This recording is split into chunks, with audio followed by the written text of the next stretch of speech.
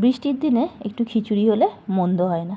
তো যেমন ভাবা তেমন কাজ, ভাবলাম আজকে খিচুড়ি করি। কিন্তু খিচুড়ি করতে গিয়ে দেখলাম যে পরিমাণ আতপ চাল আছে তাতে হবে না। তাতে কি হয়েছে, তা বলে কি খিচুড়ি খাবো না?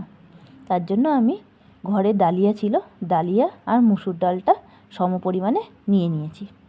আর এদিকে আমি সমস্ত সবজি কেটে নিয়েছি, বিনস, গাজর, আলু, ক্যাপসিকাম, পটল সব কিছুই ছোটো ছোটো করে কেটে নিয়েছি। আর আজকে ডালিয়াটা আমি একটু পেঁয়াজও দেব।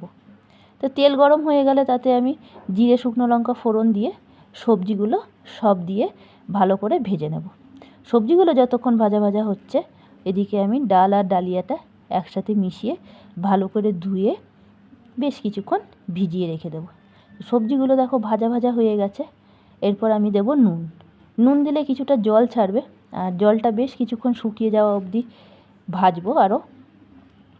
তো জলটা শুকিয়ে এসেছে। এরপর এতে আমি একে একে করে গুঁড়ো মশলাগুলো দিয়ে দেবো।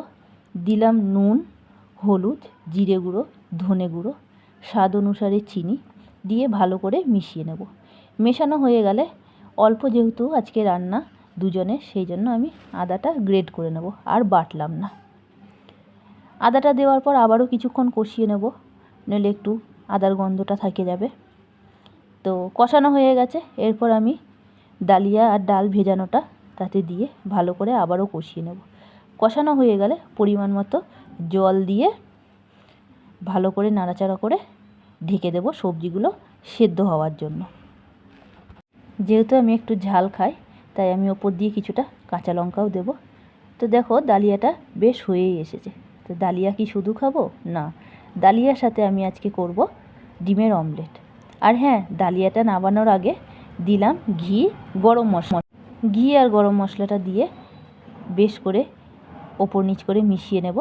আর চলো, অন্যদিকে আমার ডিমটা ভাজা হয়ে গেছে, এবার খাওয়ার পালা।